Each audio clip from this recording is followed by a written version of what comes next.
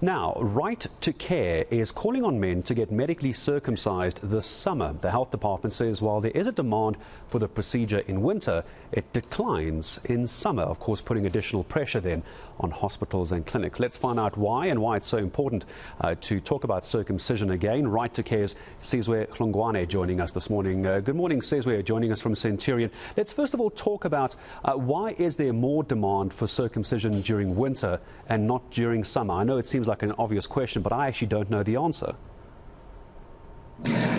Greetings, Gareth, and greetings to your viewers. Certainly, I think you must actually pick it up from the cultural practices in South Africa. A lot of tribal groups actually go for circumcision in winter, but we actually have observed that those trends have actually changed, largely due to the climate change and also the areas or districts that are actually pretty close to the areas that are cold, bordering Lesotho. Those tribal groups, they actually go during summer as well. But the essence of it is that it was actually largely believed that the wound actually heals better in winter.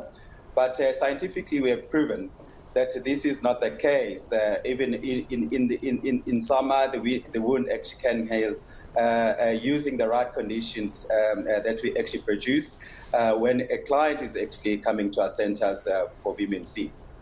I don't want to assume for a moment that everybody joining us this morning, Sizwe, understands why there is this importance around male circumcision. Just take a moment for me and just explain that, why there is this call still for circumcision. What's the benefits behind it? Yes, the benefits for VMMC, I think we actually scientifically, it has been proven that the VMMC actually reduces the chances of one contracting HIV by 60%, but that's not the only benefit. What actually concerns us is this sexually transmitted infections, which are the gateway for HIV infection. And we are saying that circumcision also assists in preventing ulcerative STIs.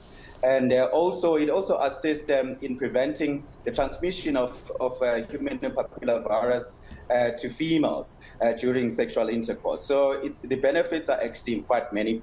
We are encouraging also women to actually take the lead in encouraging their partners to actually come through to our centers for the voluntary male circumcision.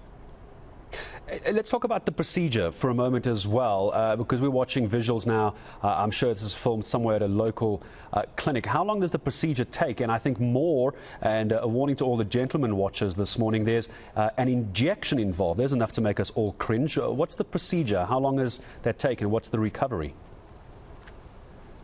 Yes, the procedure is actually a minor procedure. It takes around 30 minutes.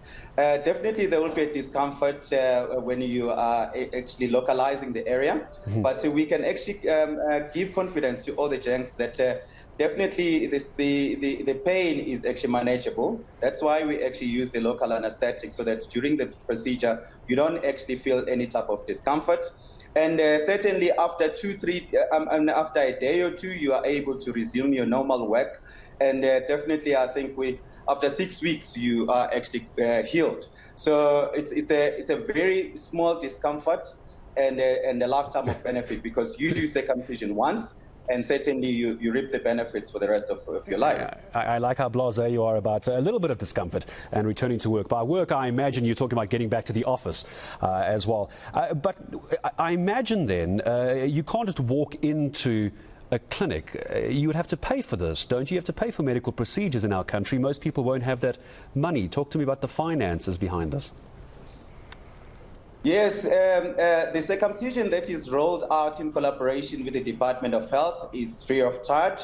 And I think all the VMMC centers across South Africa, they offer this free of charge. So we actually encourage that men that are interested in enrolling for circumcision should visit their local clinic and actually get themselves registered to do the procedure free of charge. Talk to me about ages for men that can get circumcisions, and also I imagine we need to be careful here, because we need to talk about age of consent, where parents may need to be involved. Yes, so the South African program actually focuses on the ages between 15 and 49. This is to ensure that we are able to actually reduce the number of new infection, which would actually take us to that desired goal of stopping HIV from being public health emergency. So anyone who is between that age can actually rock up at the clinic, nearest clinic, and actually get themselves circumcised. As I say goodbye to you now, can someone contact Right to Care? Can they just go to any government clinic? Where do those who may be interested in this need to go to? All right. So Right to Care has a call center, a 24-hour call center that anyone can actually call in to, number one, to get more information, and two, if you have circumcised and you're experiencing any type of discomfort, there are clinical people that are ready to take your call that can assist you. That number is 082-808-9152. I will repeat the number, 082-808-9152.